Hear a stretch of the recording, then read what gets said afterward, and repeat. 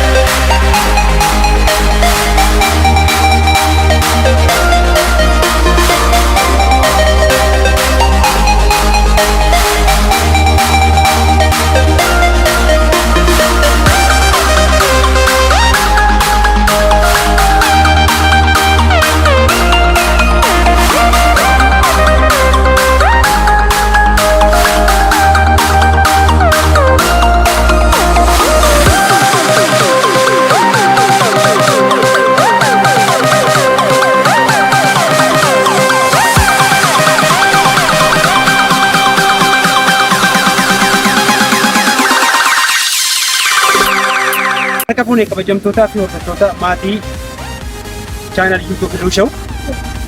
Channel YouTube Iluu Show qophiilee barsiisoo fi bashannansiisoo qabatee isiniif dhiyaateera. Innis garee spoortii Keetukeet International Taekwondo Club fi garee Keetooraan WTF agarsiisa babbareedoo qabatee isiniif dhiyaateera. Agarsiisa kanarraas qophiilee bashannansiisoo barsiisoo akka irraa argattanuu fi irraa barattan abdii guddaa qabna.